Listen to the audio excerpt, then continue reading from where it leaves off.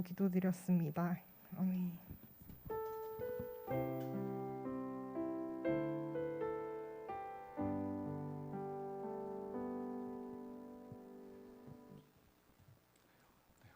오늘 보실 말씀은 요한복음 7장 말씀입니다.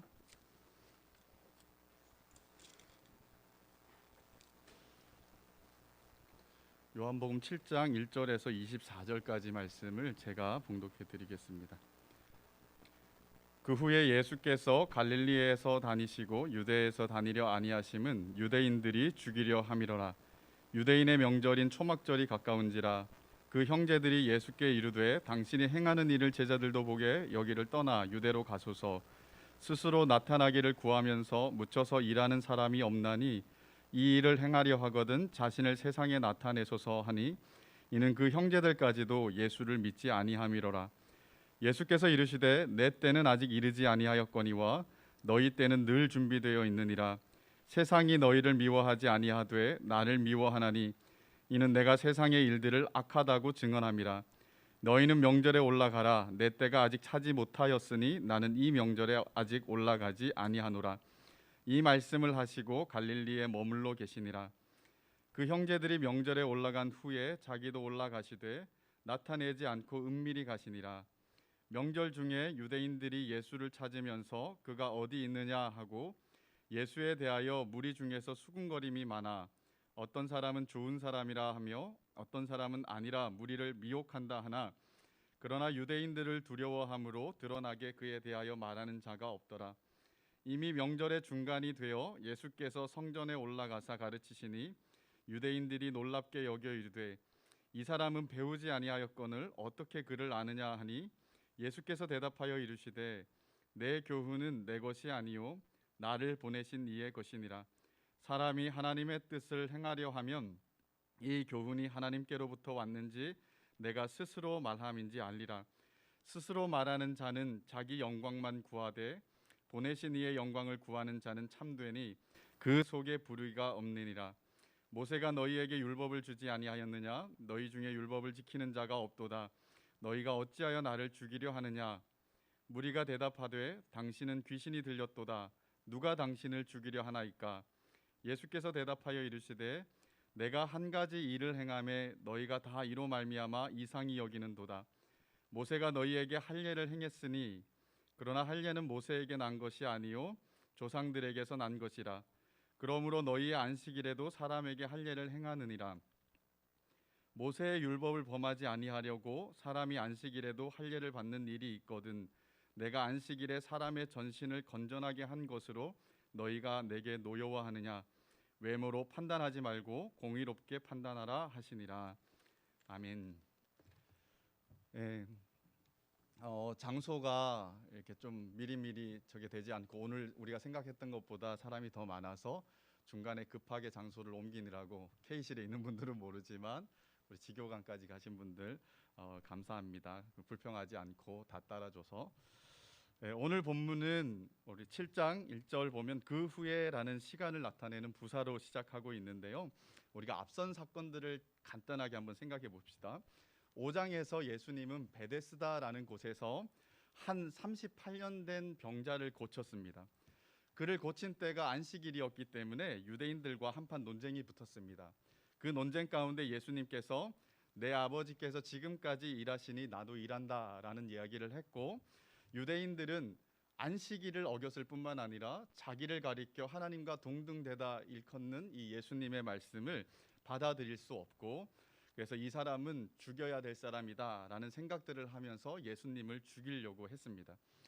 예수님은 이제 예루살렘에서 내려와서 갈릴리로 오셨고, 그 갈릴리에서 6장에 되면 오병이어 사건을 일으키게 됩니다.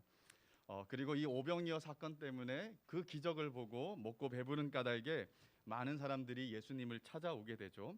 그 찾아온 자들에게 예수님이 나는 하늘로부터 온 떡이다. 너희가 영원한 생명을 얻으려면 내 살을 먹고 내 피를 먹어야 한다라고 이렇게 말씀하셨습니다. 그 얘기를 들은 수많은 사람들이 예수님과 함께하며 제자라고 했던 사람들조차도 이 가르침이 너무 기이하고 받기 어려웠고, 또 그 부모를 알고 있는데 왜 자신이 하늘로부터 왔다라고 하는가, 이런 인간적인 관점에서 예수님을 알고 있었기 때문에 예수님의 말씀을 받아들일 수가 없었죠. 그래서 수많은 제자라고 했던 사람들이 예수님 곁을 떠났다라는 이야기가 이제 나왔습니다. 자, 5장의 사건을 통하여서 예수님을 죽이려고 하는 유대인들이 생겼고 6장의 사건들을 통하여서 예수님 곁을 떠나는 사람들이 있었어요. 그리고 나서 이제 오늘 7장의 이야기가 펼쳐지는데요. 이 7장은 크게 두 부류의 사람들하고 논쟁하는 이야기가 주가 됩니다. 첫 번째는 예수님의 형제들과 논쟁하는 이야기가 1절에서 9절에 나오고, 그리고 10절에서 끝절까지는 예루살렘에 있는 유대인들하고 논쟁하는 이야기가 나와요. 그 논쟁이 두 가지로 구성되어 있는데, 오늘 우리가 읽은 본문, 우리 GBS 교재가 끊어놓은 본문은 그 논쟁 중에서 예수님의 가르침의 본질이 무엇인가라고 하는 그 24절까지의 이야기만 우리가 오늘 좀 살펴보려고 해요. 7장 1절과 9절 말씀은 예수님의 형제들이 예수님을 찾아와 논쟁을 벌이는 장면인데요. 마태복음 13장 55절에 보면 예수님에겐 4명의 형제가 더 있었다라고 기록하고 있습니다. 야고보, 요셉, 시몬, 유다 있었다고 말합니다. 캐톨릭에서는 이 성모 마리아는 버진 메리이기 때문에 예수님을 낳고 나서 역시 동정녀로 있다라고 얘기를 해서 이 예수님의 다른 동생들을 사촌 동생이라고 하거나, 또 어떤 사람들은 또 이복 동생이라고 하거나 뭐 이렇게 다른 이야기들을 하는 사람들이 많은데요. 성경은 예수님의 형제가 4명 있었다라고 이렇게 얘기를 해줘요. 그런데 이 4명의 예수님의 동생들조차도 일정한 때까지는 예수님을 믿지 않았다라는 게 성경의 증언입니다. 아마 고린도전서 15장에 보면 부활하신 예수님이 여러 사람에게 나타나는데 그 중에 주의 형제 야고보에게 나타났다라고 얘기를 하고 있어요. 그래서 이 야고보는 부활하신 예수님을 만나고 믿음을 가지게 되었고, 그 믿음을 가진 후에는 예루살렘 교회에 되게 중추적인 역할을 하는 사람이 됩니다. 그리고 우리가 잘 아는 것처럼 야고보서를 쓴 사람이 바로 이 야고보인 거죠. 그리고 또 야고보서 뒤에 가면 유다서라는 성경이 있어요. 그죠? 그 유다서는 예수님의 또 다른 동생인 유다가 썼을 거라고 보고 있습니다. 그래서 아무튼 예수님의 동생들이 예수님을 믿게 된 때는 부활 후라고 보여요. 그래서 어느 특정한 전까지는 예수님을 믿지 않았다라는 것이 성경의 증언인데, 오늘 본문에서는 그 형제들까지도 예수님을 믿지 않았다라고 이렇게 말해요. 유대인들은 예수님을 죽이려고 하고, 많은 사람들은 예수님을 떠나는 상황에서 예수님의 형제들도 바로 예수님을 믿지 않았다라고 이제 증언하면서 이야기가 시작됩니다. 아마 이 예수님의 형제들은 가나 혼인 잔치에 대한 이야기를 분명히 알았을 거예요, 그죠? 그리고 오병이어 사건에 대해서도 알았을 거고, 38년 된 병자를 고친 이야기라든가 예수님이 이미 해놓으셨던 표적들을 들어서 알던, 경험해서 알던, 직간접적으로 알고 있었을 거라는 거예요. 그런데 많은 사람들처럼 그것을 듣고 보았으나 그는 예수님을 믿지 않았다라고 이렇게 얘기를 합니다. 이 믿지 않았던 이 사람들이 예수님에게 찾아와서 예수님에게 이런 도전을 해요. 4절에 보면 스스로 나타나기를 구하면서 묻혀서 일하는 사람이 없나니 이 일을 행하려 하거든 자신을 세상에 나타내소서. 갈릴리 촌구석에서 이렇게 있을 게 아니라 유대 예루살렘으로 가서 좀 드러내놓고 당신이 하는 일을 해보십시오. 그리고 그들을 설득시키시고 자신을 나타내시고 과시하면서 당신이 누구인지를 보이던가 좀 제대로 한번 해보십시오라고 이렇게 도전을 한 것 같아요. 그 동기가 뭔지는 성경이 분명하게 얘기해주지 않기 때문에 우리가 밝힐 수는 없지만, 근데 그 밑바탕에는 불신이 자리하고 있었다라는 것을 성경이 얘기해 줍니다. 이런 이들의 도전에 예수님이 답변한 것은 내 때는 아직 이르지 않았다. 그러나 너희 때는 늘 준비되어 있으니까 하면서 너희가 명절에 먼저 올라가라라는 이야기를 합니다.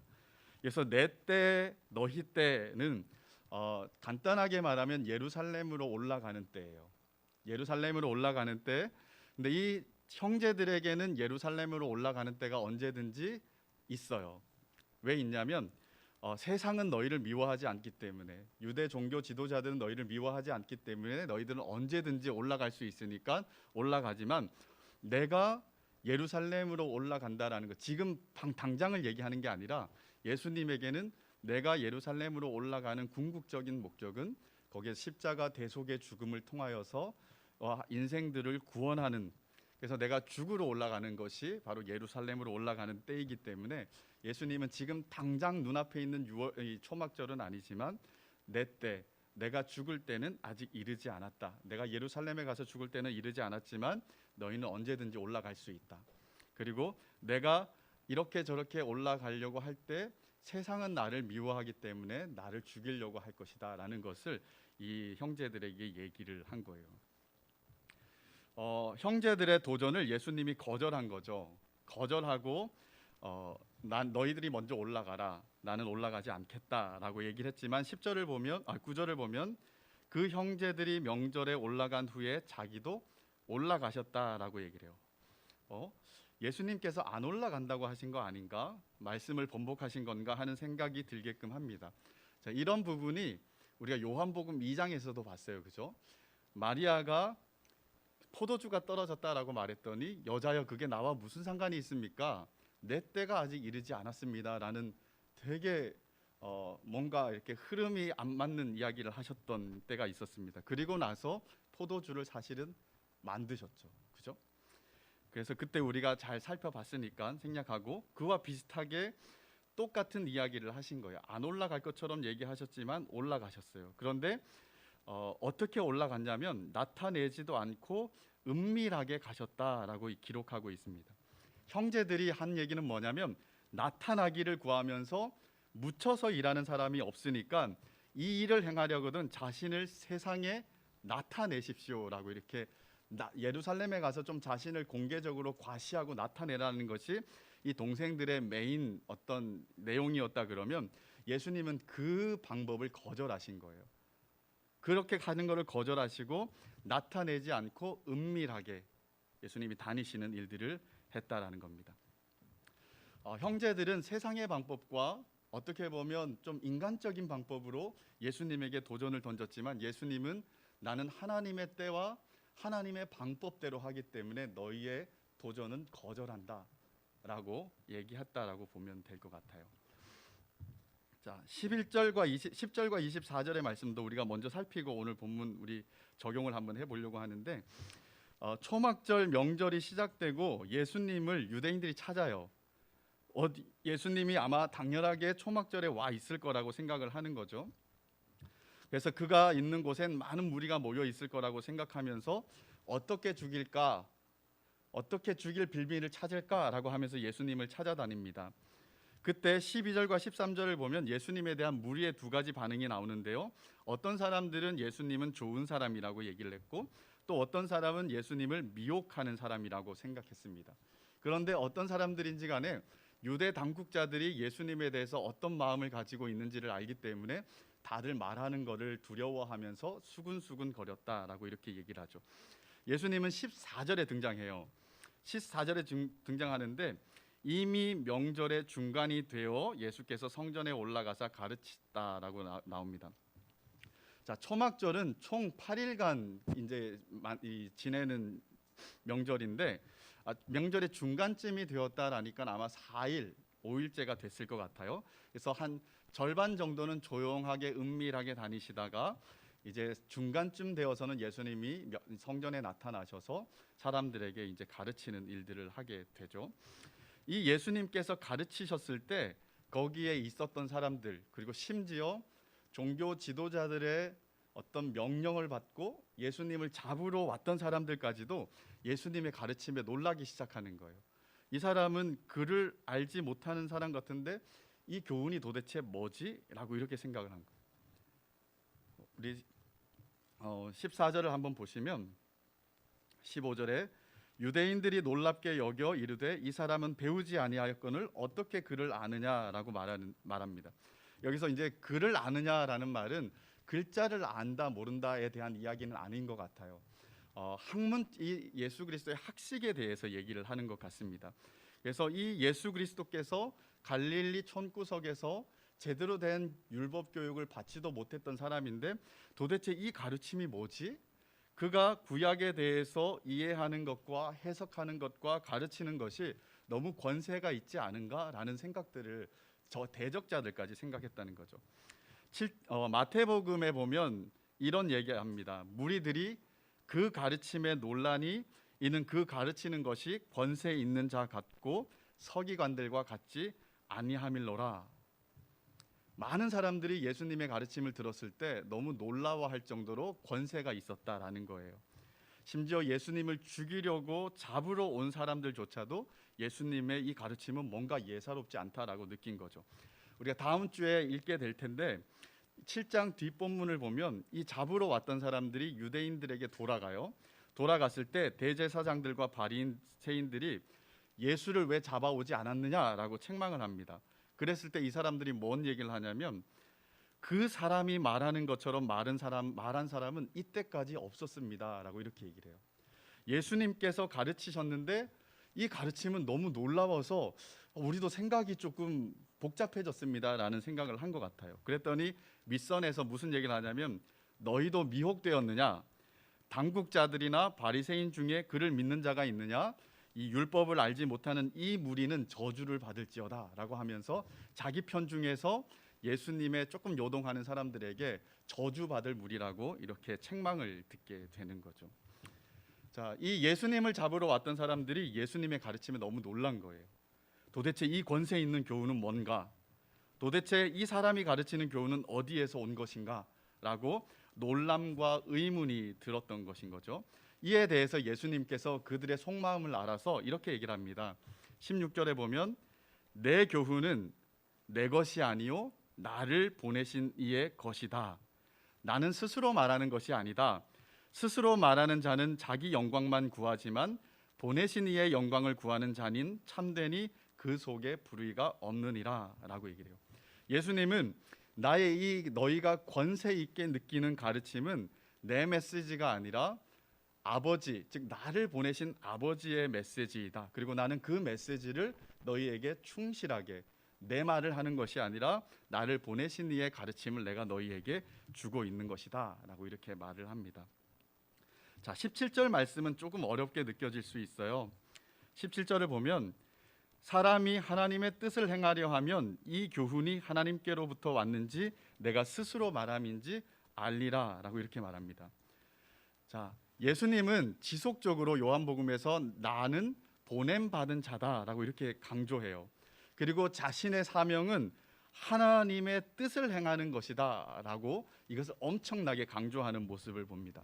그리고 그 하나님의 뜻의 클라이막스에 있는 게 뭐냐면 십자가 대속으로 말미암아 믿는 자들을 구원할 모든 구원의 근거들을 마련하는 것이 예수님의 진짜 사명이라는 거죠. 자, 그렇다면 예수님을 보내셔서 예수님을 십자가에 죽게 하심으로 말미암아서 우리에게 구원을 주시려고 하는 하나님께서 우리에게 원하시는 뜻은 뭘까? 우리에게 원하시는 뜻은 뭘까? 여기서는 사람이 하나님의 뜻을 행한다라고 기록하고 있는데요. 하나님의 뜻, 우리를 향하신 하나님의 뜻이 무엇이냐고 한다면 다른 게 없어요. 바로 하나님이 보내신 예수 그리스도를 믿는 거예요. 그래서 여기서 하나님의 뜻을 행한다라는 말은 하나님 보내신 예수를 믿는다라는 것으로 우리가 등가시켜도 충분히 이해가 될 수 있을 거라고 생각합니다. 즉 하나님의 뜻은 예수를 믿는 것, 예수께 정당하게 반응하는 것이라고 말할 수가 있는 거예요. 베드로가 이 6장 69절에서 이런 말을 했죠. 우리가 주는 하나님의 거룩하신 자이신 줄 믿고 알았습니다라고 고백합니다. 때로는 믿음이 우리를 참된 알므로 인도하기도 합니다. 베드로가 알고 믿었습니다라고 말하지 않고 믿고 알았습니다라고 이렇게 말해요. 믿어야 눈이 열려서 참된 알에 이를 때가 있어요. 물론 때로는 알미 우리로 하여금 참된 믿음에 이르게 할 때도 있는 거죠. 지금 예수님께서 하나님의 뜻을 행하려 하면 그는 안다라는 것은 예수 그리스도를 우리가 믿을 때 그리스도가 누구인지 더욱더 분명하게 보여 알 수 있다라는 거예요. 그러니까 이 그리스도를 믿는 믿음이 더 광대한 예수에 대한 알므로 우리를 인도한다라는 거죠. 근데 유대인들은 그렇게 하지 않았어요. 그들이 많은 것을 알고 있었지만 믿음에 이르지 못했기 때문에 그 암들이 믿음과 전혀 상관없는 일들이 된 거예요. 그래서 19절부터 펼쳐지는 이야기가 그것과 관계되어 있습니다. 자, 예수님께서 이렇게 말합니다. 모세는 너희에게 율법을 줬다. 그런데 너희들은 율법을 지키지 않는다라고 말해요. 자, 이 사람들이 여기서 되게 의아했을 거예요. 지금 무슨 소리야?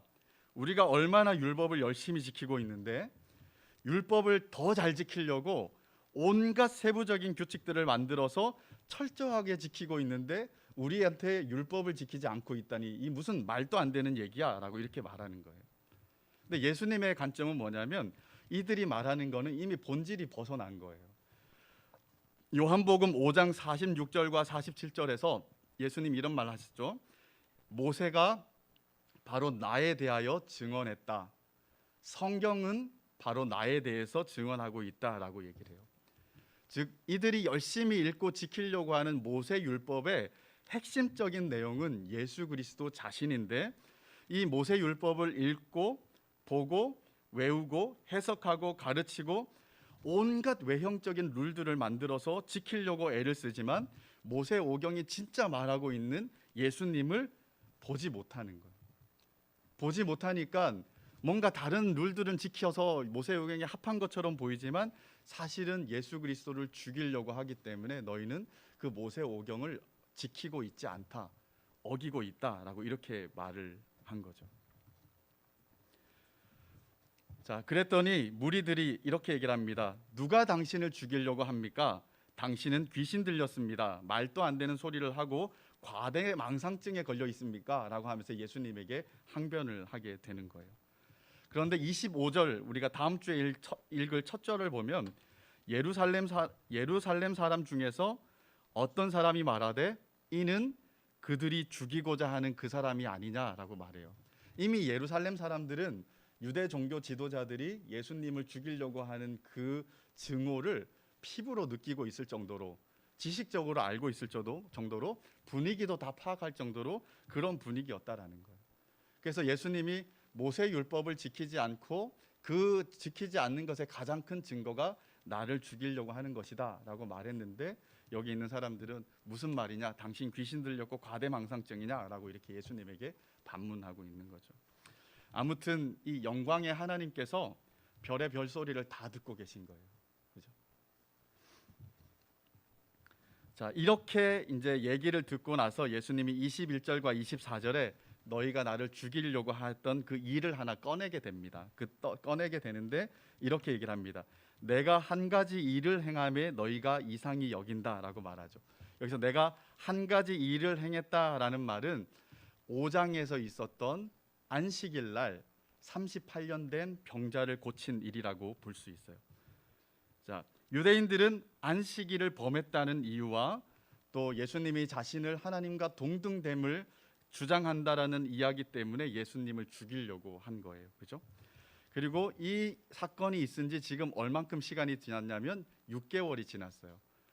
이 5장에 보면 유대인의 명절이 가까웠다라고 하는데 아마 그 명절은 6월절이었을 거로 보이고 지금 7장의 명절은 초막절이란 말이에요. 그래서 6월절과 초막절은 약 6개월의 차이가 있습니다. 그래서 6개월 동안 예수님을 아주 눈에 불을 켜고 찾아서 죽이려고 했던 것이 이 사람들의 이제 이야기죠. 그런데 예수님께서 이게 정말 안식일을 어긴 거냐 하면서 그 논쟁을 다시 끄집어냅니다. 끄집어내면서 하나의 예를 가지고 와요. 그 예가 뭐냐면 할례예요. 할례. 자, 할례는 모세가 너희에게 주기 전에 이미 400~500년 전에 아브라함으로부터 난 거다.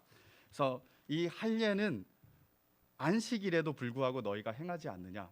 자, 할례가 어떤 식으로 행해졌냐면 태어난 지 8일 된 남자아이에게 행해졌단 말이에요.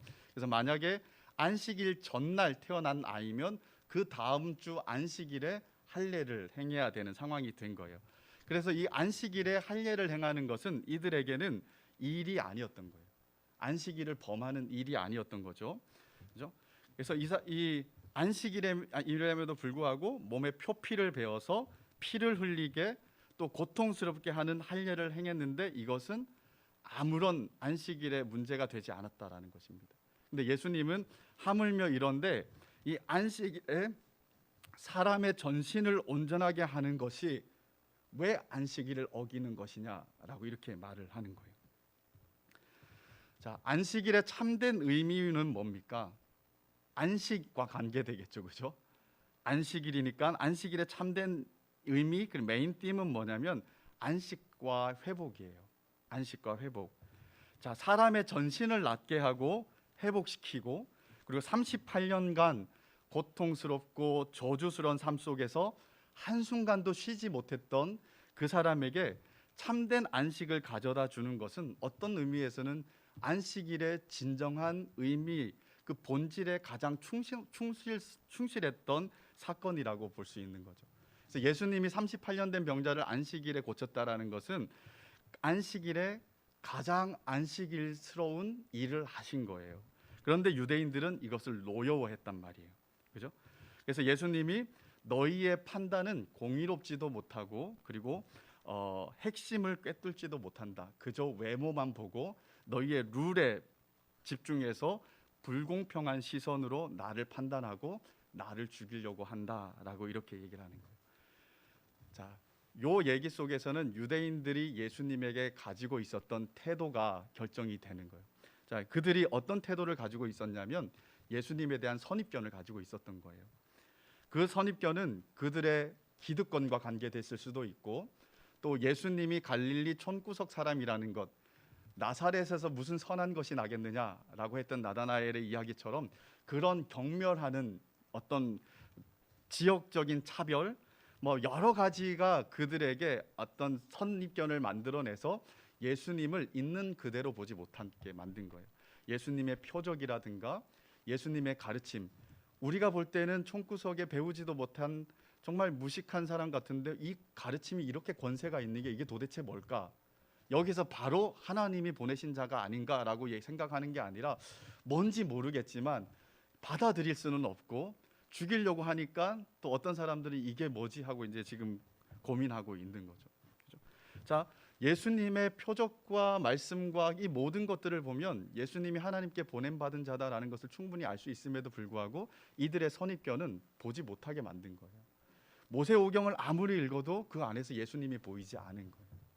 그래서 예수님께서 너희가 믿고 행하면, 하나님의 뜻을 행하면 내가 하는 말이 보일 거다라고 하는 것은 내가 하나님 보내신 자임을 믿으면 너희가 나에 대해서 더 분명하게 명확하게 알게 될 것이다 라고 믿음을 요구하는 일들을 한다라고 이렇게 보여요. 자, 유대 종교 지도자들은 누구보다도 열심히 모세 율법을 대했던 사람들입니다. 그 율법들을 지키기 위해서 수많은 조례들을 만들어서 해야 할 것들과 하지 말아야 될 것들을 철저하게 지켰던 사람들이에요. 안식일에 대한 규례도 마찬가지예요. 우리가 5장에서 살펴봤지만 안식일에 해야 될 수 있는 일들, 안 되는 일들, 이걸 아주 많이 갈랐어요. 어떤 게 일이냐, 어떤 게 일이 아니냐. 그래서 그걸 철저하게 조례를 만들어서 지키려고 했던 사람들이 바로 이 유대인들이에요. 그런데 그들은 모세 율법을 그렇게 읽고 충성스럽게 했지만 그 안에서 정작 하나님이 말씀하시는 예수님은 만나지 못한 거예요. 자신들의 잘못된 도구마라든가 고집이라든가 외모로 판단하려는 마음, 기득권의 관점에서 예수를 바라보니까, 인간적인 관점에서 예수님을 바라보니까 이 예수를 도전하는 적으로밖에는 이해할 수가 없는 거예요. 그래서 아무리 읽어도 예수가 더 안 보이는 거죠. 그래서 모세 율법이 말하는 예수님을 도리어 죽이려까지 했다라는 거예요. 그들은 모세 율법을 소유하고 끊임없이 읽고 묵상하고 외우기까지 하는데 그 진위는 한 깨달음도 얻지 못했다라는 것입니다. 자, 이들의 모습이 오늘 우리에게 진짜 중요한 도전을 주는 것 같아요. 그게 뭐냐면 우리도 하나님의 말씀을 읽고 또한 예배를 드리고 신앙생활을 한다고 진짜 열심히 우리가 부딪히면서 하는데 우리가 진짜 그 핵심에 닿는 신앙생활을 하느냐, 예수 그리스도를 알고 보고 믿고 그리스도의 인격에 닿는 신앙생활을 하느냐, 아니면 예수가 보이지 않는 신앙생활 같지 않는 신앙생활에 멈추고 있느냐. 자, 우리가 이제 말씀을 읽고 있어요, 그죠? 요한복음도 읽고 있어요. 이 속에서 예수님이 보이십니까? 그냥 지식적으로 예수에 대한 이야기, 이전까지 들어왔던 어떤 확인되는 이야기들 말고 진짜 인격적으로 예수가 경험되어지는 일들이 여러분들에게 일어나고 있습니까? 아무리 읽어도 문자 이상을 못 넘어가고 있다. 그러면 우리는 이들과 크게 다르지 않는 모습이라고 볼 수가 있는 거죠. 그렇죠? 우리 수련회 때 말씀이 열려야 된다. 말씀이 깨달아져야 된다라고 얘기를 했어요. 그죠? 지난주에도 제가 잠깐 말씀드렸지만 말씀이 열리고 말씀이 깨달아진다라는 것은 새로운 것을 알았다라는 차원의 이야기가 아닙니다. 기독교는 깨달음 자체가 중시되는 종교가 아니에요. 깨달음의 대상이 중요한 것이지 깨달음 자체가 중시되는 것은 사실은 불교예요. 그죠? 깨달아서 어떤 지식을 갖는 게 중요한 것은 불교입니다. 그런데 기독교는 깨달음 자체가 중요하기보다는 그 깨달았을 때 그 진짜 깨달음의 내용들, 그리고 그 내용은 단지 어떤 지식의 내용이 아니라 인격과의 만남이라고 볼 수가 있어요. 즉, 그 깨달음의 대상인 하나님과 인격적인 맞닿음이 있느냐, 이게 중요한 거예요. 그래서 말씀이 열린다, 말씀이 깨달아진다라는 것은 말씀이 그토록 보여주고 소개하고 믿도록 요청하는 예수님이 보이는가, 예수님이 만나지는가, 예수님이 경험되어지는가, 이게 되게 중요한 깨달음이라는 거죠. 그래서 기독교는 깨달음을 넘어서서 깨달음을 바탕으로 해서 인격적인 하나님과의 그 인격적인 교제가 핵심이에요. 인격적인 경험이 핵심이에요. 그래서 인격성, 이 인격적인 만남의 경험, 인격적인 교제가 우리의 신앙의 근간을 이루고 있어야 된다라고 성경은 우리에게 여러 곳에서 이제 도전하고 있는 거죠. 우리 청년 이부 공동체는 다양한 바벨론에서 살고 있어요. 그죠? 다양한 바벨론에서 사는 경험들을 하고 있습니다. 삶에 이런저런 고민들이 같은 것도 있고 다른 것도 되게 많을 거예요. 그래서 우리가 모든 케이스들을 케이스 바이 케이스로 다 다루면서 길을 제시하고 방법을 제시하는 것은 애당초 불가능할 수 있어요.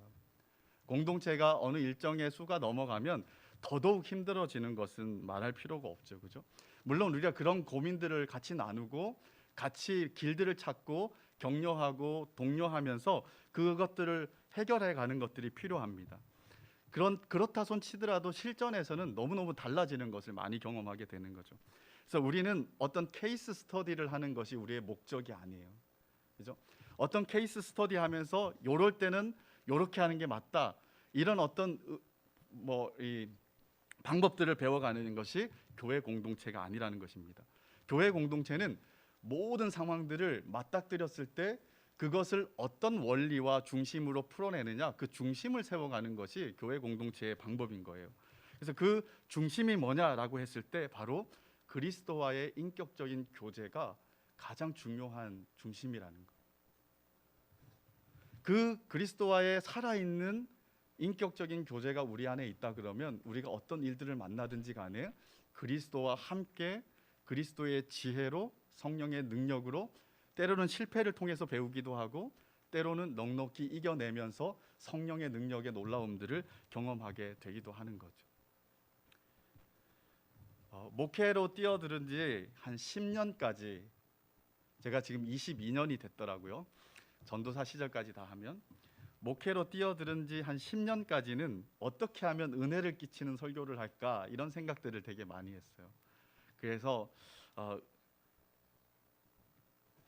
제가 이렇게 설교 이렇게 말이 막 많아지면 사투리가 막 나오거든요. 사투리가 막 나오는데 제가 아는 친한 동생이 설교를 왜 자꾸 소리를 치면서 하느냐 그래갖고 소리를 치지 않고 최대한 진정해서 하려고 하는데 어쨌든 처음에는 어떻게 하면 은혜가 되게 말씀을 전할까 이게 저한테 되게 중심이었어요. 그래서 수사학에 대한 공부도 하고 막 이렇게 여러 가지 표현들을 어떻게 좀 잘 쓰냐에 따라서 막 되게 다가오기도 하고 하니까 그래서 그런 고민들을 되게 많이 했었는데 한 시간이 지나 보니까 조금씩 다르게 느끼는 부분들이 생겨났어요. 그게 뭐냐면 말씀을 점점 이전보다도 안 읽는 시대가 돼간다라는 거예요. 이유는 다 있겠죠. 그리고 웬만하게 쉽게 성경을 설명하지 않으면 명료하고 간단하게 얘기하지 않으면 듣기를 원하지 않는 성도들도 많아진다라는 거였어요. 제가 미국에 있을 때 어떤 미국 교회 이제 3명의 목사님이 아주 큰 교회였는데 목회하셨는데 그 중에 한 분하고 수업을 한 적이 있어요. 그런데 그분이 이제 설교의 스펜 타임, 그 집중력이 있는 그게 뭐라 그러냐, 반짝 집중하는 시간이 얼마 되느냐고 물어보더라고요. 그래서 제가 30분 그랬더니 그분이 말도 안 되는 소리라고 얘기를 하면서 집중력은 5분 시간, 스펜 타임은 5분밖에 안 되니까 이 5분 안에 모든 걸 결판내라 그랬어요. 그래서 제가 너무 좌절했어요. 저는 그렇게 할 수 있는 사람이 아니기 때문에. 그래서 야, 이거 어떻게 되냐. 그래서 이제 어떤 생각이 드냐면, 제가 꼰대 같은 얘기를 하자면 10년, 20년, 30년 전까지만 해도 사실 수련회 같은 데 가면 우리 청년들, 청년 2부도 마찬가지였고, 정말 말씀에 대한 사모함 하나로 와서 말씀을 듣는데 아침 타임 다, 저녁 타임 다, 그냥 말씀만 2-3시간 듣고 기도하고 그냥 오로지 아주 무식하고 우직하게 이렇게 하는 그것들이 좀 익숙했다 그러면, 요즘은 너무너무 세련돼서 그런 것보다는 깔끔하고 명료하고 그리고 딱 할 말만 하는 그런 시간들을 오히려 더 이렇게 원하죠. 그리고 말씀을 잘 안 읽다 보니 성경을 가지고 성경에 대한 이해를 해석을 하면서 성경에 대한 이야기를 가지고 하면, 성경에 대한 이야기, 뭐 예를 들어 다윈 얘기를 하면 다윈 얘기도 모르니까 그냥 모르는 얘기만 투성이니까 설교가 집중이 안 되고 어려워하는 사람들이 많아지는 거죠. 제가 실제로 이제 제자 훈련을 하면서 교리를 가르친 적이 있거든요. 그랬더니 그 교리를 배우신 분들이 이제 목사님 설교가, 담임 목사님 이제 저 말고 그 목사님 설교가 되게 잘 들어온다라고 얘기를 하더라고요. 그러니까 이 고백이 되게 좀 어떻게 가야 될지를 좀 많이 생각을 하게 했어요. 그래서 그때부터는 이 설교를 아니면 양육을 어떻게 하는 것이 좋을까? 어떻게든 말씀을 개인적으로 잘 묵상하고 그 인격적인 예수 그리스도의 관계에 닿게 하도록 이 말씀을 잘 이렇게 가르치되, 너무 전문적으로서 과하지도 않고 그렇다고 해서 너무 빈약하지도 않고 그 갭을 어느 정도 맞춰갖고 우리 지체들이 말씀 생활을 읽기도 묵상하기도 또한 연구하기도 하게 할 수 있을까? 이게 요즘은 되게 많은 관심사 중에 하나인 것 같아요. 어떤 면에서는 설교가 하나님의 말씀을 통해 하나님의 인격을 경험하고 누리게 하는 아주 중요한 도구가 맞습니다.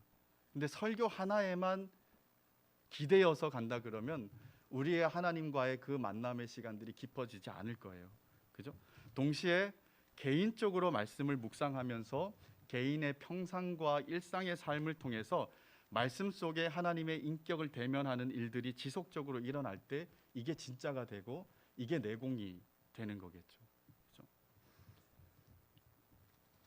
저는 여러분들이 마태복음 13장에 나오는 천국의 서기관 같은 사람들이 다 됐으면 좋겠어요.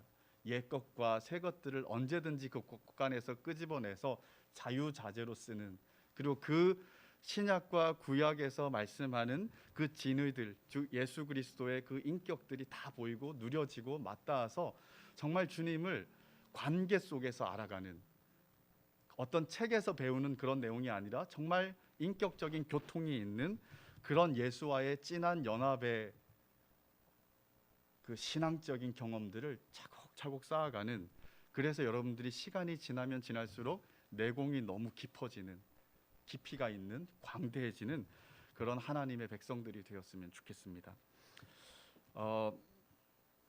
오늘 본문에서는 우리가 예수님의 몇 가지 상황과 모습을 발견하게 돼요. 많은 사람들이 죽이려 하고 떠나고 형제들까지도 믿지 못하는 그런 상황, 그래서 철저하게 좀 외로운 상황에 처해 있기도 했고요. 또한 형제들조차도 믿지 않았기 때문에 예수님을 세상의 방식과 과시와 드러남의 방식으로 자기 영광을 구하라고 도전을 합니다. 그러나 예수님은 그 모든 것들을 거절하고 하나님의 때와 하나님의 방법대로만 움직이려고 하죠. 그리고 보내신 이의 영광만을 구했습니다. 그랬더니 결과가 뭐였냐면 세상이 예수님을 미워했습니다. 그리고 예수님을 죽이려 했습니다. 자, 예수님은 대단히 외로운 길을 가신 것 같아요. 그죠? 정말 누군가의 이해를 구한다 그러면 정말 화병이 나서 분통을 터뜨릴 일들이 너무 많으셨을 것 같아요. 누구도 예수님의 마음을 시원하게 이해하는 사람들은 없었습니다. 그리고 반응하는 것들을 보면 죽이려고 하고 믿지 못하고 떠나는 일들이 되게 많았죠. 그래서 그럼에도 불구하고 외로움에도 또한 배척과 살해 위협 속에서도 또 귀신 들렸다라는 이 말도 안 되는 영광의 하나님이 이 말도 안 되는 소리를 들으면서도 이 외롭고 지치는 길임에도 불구하고 예수님은 예루살렘을 향하는 한 길을 계속해서 걸어가시는 모습을 보여주었어요. 왜 한 길을 그렇게 걸어가셨을까요? 한 길을 걸어가신 그 궁극적인 이유는 우리의 구원을 위해서 그랬다라는 거죠. 38년 된 쉬지 못하는 환자를 만나고 또한 사마리아 여인을 만나고 여러 사람들을 만나면서 그 한 사람 한 사람에게 참된 안식을 주시기 위해서 그들에게 참된 영생과 구원을 주시기 위해서 비록 사람들은 이해하지 못하고 배척하고 그리고 미워하는 일들을 끊임없이 했음에도 불구하고 예수님은 그 한 길을 순종하며 걸어가셨다라는 거예요. 그래서 예수님이 순종하며 걸어가게 하신 두 가지 원인을 우리가 굳이 생각해 본다면 하나님의 뜻이기 때문에 그리고 더불어서 영혼을 향하신 하나님의 사랑 때문에 예수님은 그 위대한 순종의 길들을 묵묵하게 걸어가셨습니다. 그리고 많은 시기와 죽음에 대한 위협 속에서도 그 길을 가셨다라는 것이죠. 세상은 예수님을 이토록 미워했습니다. 그런데 예수님은 세상이 예수님만 미워한다라고 얘기하지 않았어요. 어떻게 얘기하시냐면 요한일서 3장 13절을 보면 형제들아 세상이 너희를 미워하여도 이상히 여기지 말아라 라고 말해요. 그리고 요한복음 15장 19절에는 내가 너희를 택하였기 때문에 세상이 너희를 미워한다라고 말합니다. 세상은 본질적으로 예수님을 미워하는 것처럼 성도들을 미워한다라고 말해요. 성도는 그래서 존재론적으로 또한 기능론적으로 세상의 미움을 사는 존재예요. 자, 존재론적으로는 왜 미움을 사냐면 세상에서 예수님이 택하셨기 때문에 그들의 신분이 달라졌기 때문에 그들의 그들의 정체성이 달라졌기 때문에 세상은 신분적으로 존재론적으로 성도들을 미워한다라고 말해요. 또 하나님께서 택하신 그 백성을 거룩하게 만들어 가시고 성결하게 하기 때문에 기능론적으로도 완전히 다른 존재이기 때문에 미워한다라고 이렇게 말을 합니다.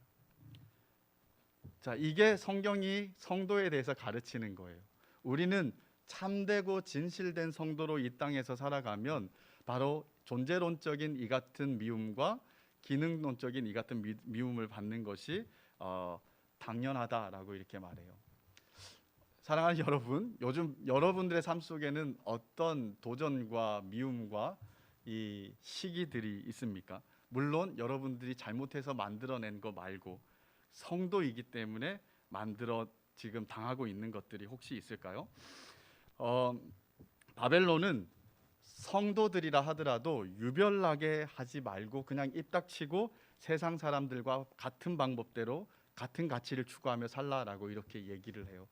그래서 우리가 다니엘서에서 봤던 것처럼 바벨론에 있는 그 다니엘에게 학문과 언어와 그 땅의 음식과 많은 약속들을 보장하면서 그렇게 살기를 도전하고 있죠. 그래서 너희가 이 땅에서 살아남으려면 바벨론화 되는 길밖에 없다라고 우리에게 제시를 합니다. 그렇죠? 그런데 그 전략이 되게 잘 맞아떨어지는 것 같아요. 이 땅에서 살다 보면 하늘과 이 땅의 가치가 어떻게 다른지 우리한테 잘 안 보일 때가 있는 것 같아요. 그냥 사람들이 다 그렇게 사니까 그냥 그렇게 살다 보면 그게 맞는 줄 알고 그냥 그렇게 사라지는 게 우리들의 삶일 수 있는 것 같아요. 그래서 그 결과가 오늘 우리 기독교와 우리 성도들의 모습이라고 볼 수 있습니다. 요즘 기독교인 하면 부정적인 견해가 너무 많잖아요, 그죠? 오해와 왜곡에서 비롯된 것도 있지만 사실 우리가 열심히 번 것도 있는 것 같아요. 그래서 베드로는 이렇게 말합니다. 부당하게 고난을 받아도 하나님을 생각함으로 참으면 이는 아름다우나 죄가 있어 매를 맞고 참으면 무슨 칭찬이 있으리요? 그러나 선을 행함으로 고난을 받고 참으면 이는 하나님 앞에 아름답다라고 얘기를 해요. 자, 우리는 세상에서 어떤 존재입니까? 어떤 평판을 듣고 있습니까? 아니, 세상 말고 우리 교회 공동체 안에서 여러분들은 옆에 있는 교회 우리 지체들에게 어떤 존재로 여러분들이 인식되고 있을까요? 여러분들 하나님의 보내심 받은 자로서 하나님께 구별되어 정말로 순종하면서 특별한 삶들을 살아가 세상의 미움을 받고 있는 그런 삶들을 살아가는지, 아니면 교회든 아니면 우리가 바깥이든 간에 어디서나 세상적인 모습과 냄새들을 풍기면서 살아가고 있는지, 우리는 어떤 인식을 사람들에게 주고 있는지 우리 스스로를 한번 점검해 보는 시간들이 반드시 있었으면 좋겠습니다. 자, 예수님은 가는 곳곳마다 사람들이 쫓아다니면서 대적했어요. 사사건건 시비를 한 거죠. 만약 여러분들의 삶에 어떤 무리들이 계속해서 쫓아다니면서 그렇게 사사건건 시비를 건다면 어떻게 하실까요? 그렇죠?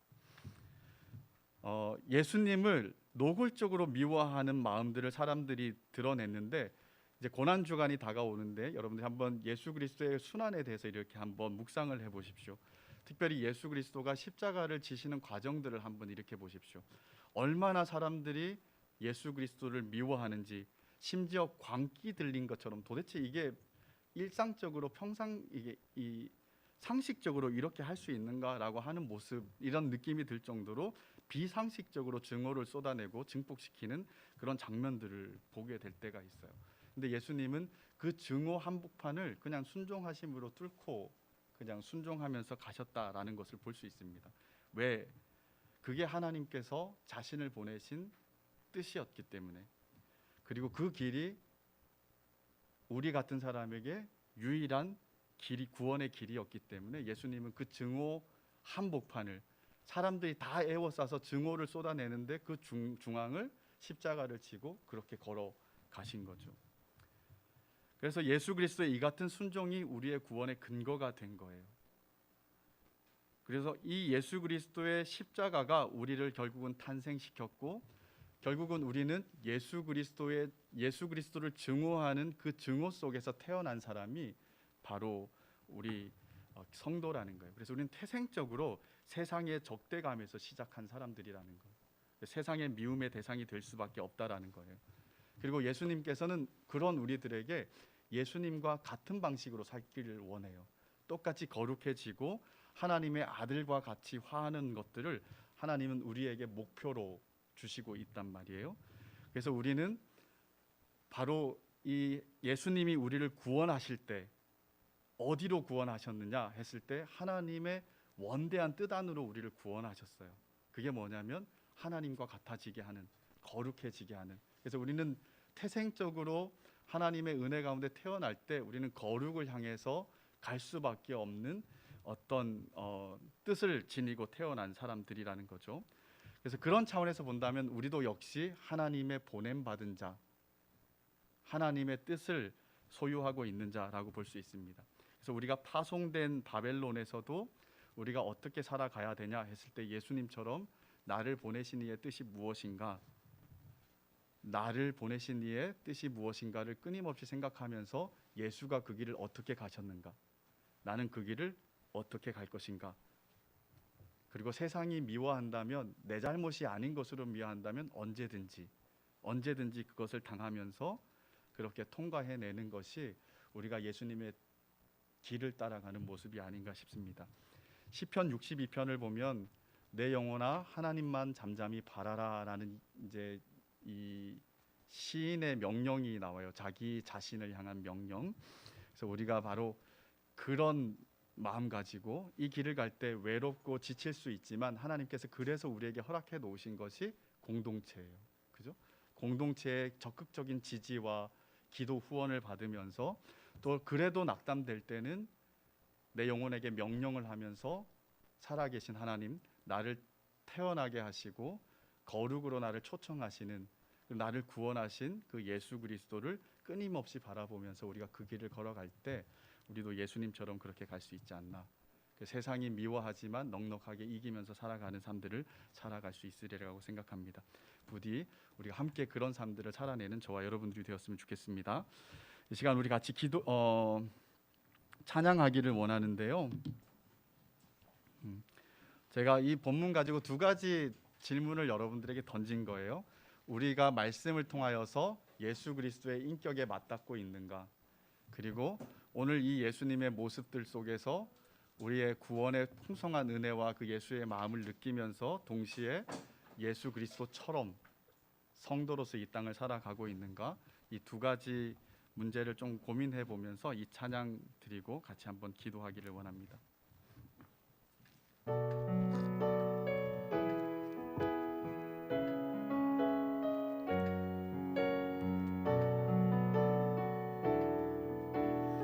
우리가 이 땅의 그루터기라, 우리가 이 땅의 그루터기라, 세상이 너희를 미워하거든 이상히 여기지 말지어다. 세상은 변하여 기쁨의 춤 되리니 여호와는 우리의 능력이라. 나의 백성 걷는 길에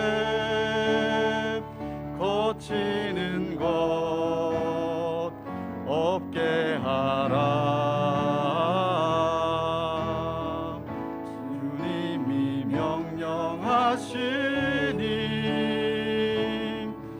만나가 비처럼 내리는 이곳, 이제 우리 모두 여기에 왔네. 사망 권세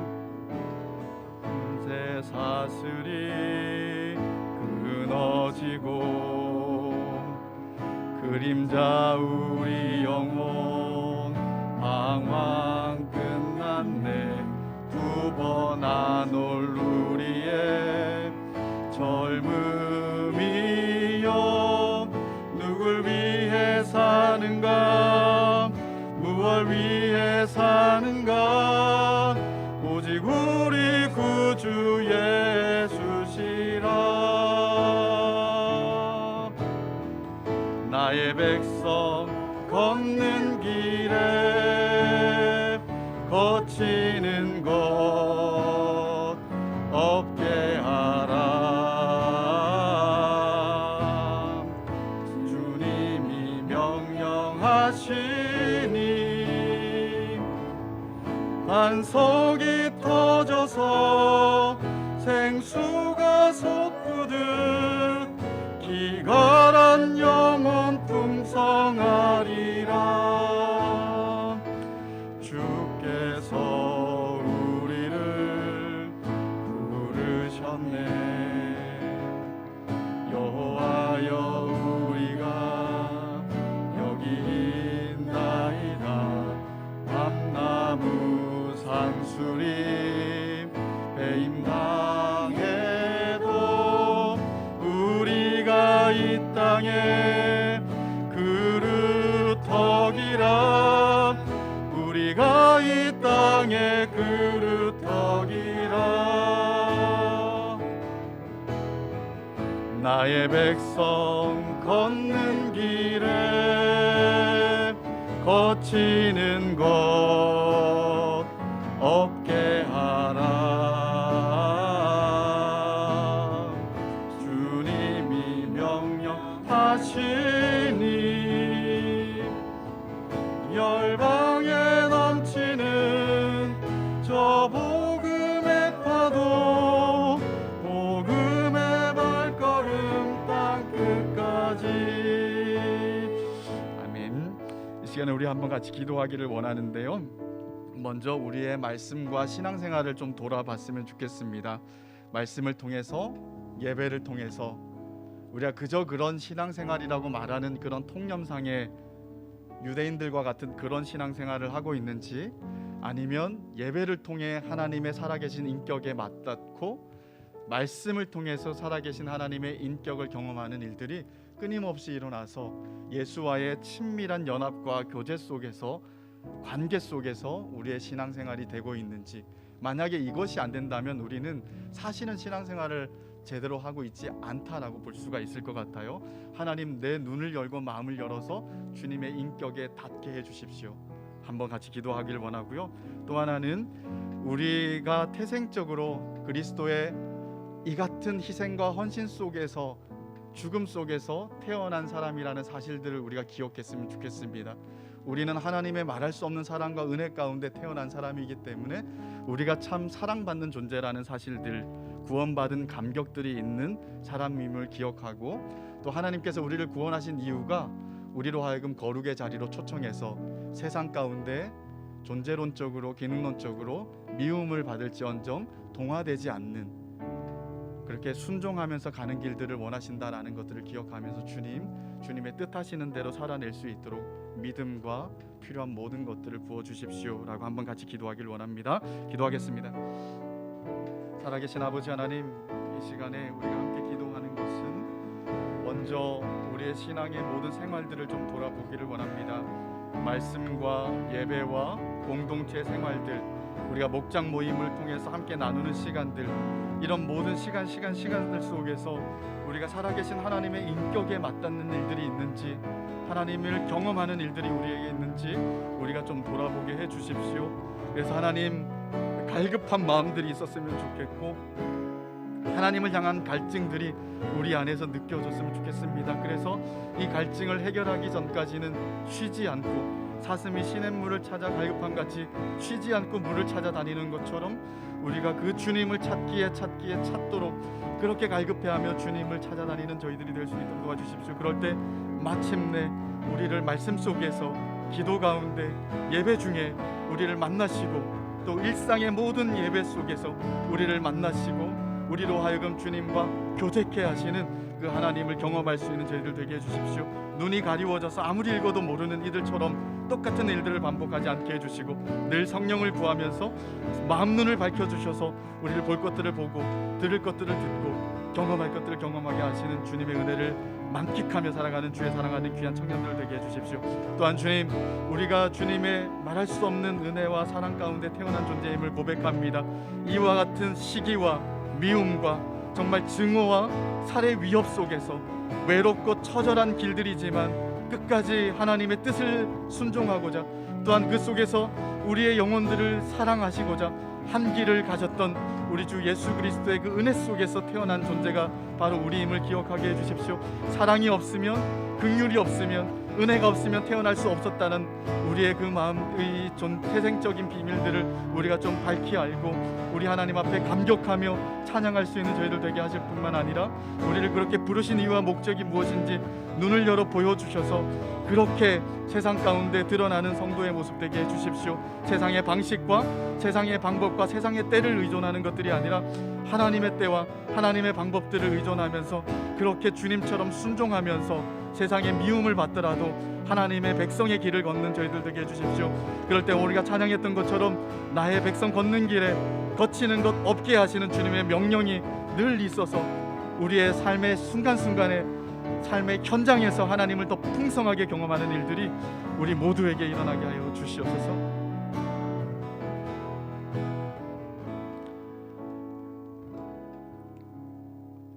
사랑의 주님, 우리의 신앙의 모든 시간들을, 또 방법들을 우리가 한번 생각해 봅니다. 말씀과 예배와 일상의 현장에서의 예배를 통해 우리의 마음 눈을 열어주시고 살아계신 하나님의 인격을 마주하고 하나님을 풍성하게 경험하는 참된 성도의 부요함을 소유한 우리 청년들 한 명 한 명 다 될 수 있도록 주님 도와주시옵소서. 또한 우리가 어떻게 구원을 받게 되었는지 그저 그렇게 값싼 은혜를 받은 것처럼 여기지 않고, 살해 위협과 온갖 처절한 상황 속에서도 그렇게 한 길을 묵묵하게 가셨던 어린 양 같은 우리 주 예수 그리스도의 그 희생과 죽음 속에서 우리가 은혜를 받고 긍휼을 입고 하나님의 백성이 되고 구원받았다라는 사실들을 한순간도 잊지 않게 해주십시오. 감격과 은혜에 대한 감사가 넘치는 사람들 되게 해주시고, 그와 더불어서 주님이 우리를 부르신 그 목적에 순종함으로, 우리의 전인격을 걸고 순종함으로 그렇게 하나님께 영광 돌릴 수 있는, 자기 영광을 구하는 것이 아니라 하나님께 영광 돌릴 수 있는 귀한 지체들 다 되게 하여 주시옵소서. 그렇게 순종하며 주의 길을, 주의 백성의 길을, 세상의 미움을 받는 것도 아랑곳하지 않고 가기를 원하는 우리 귀한 청년들의 삶 가운데 하나님 늘 함께하여 주셔서 그 길 속에서 하나님을 경험하고 때때로는 승리하며 세상 가운데 하나님의 영광을 증거하여 보여주는 주님의 백성들 다 되도록 주님 은혜 베풀어 주시옵소서. 모든 것을 구주 예수님의 이름으로 기도드립니다. 아멘.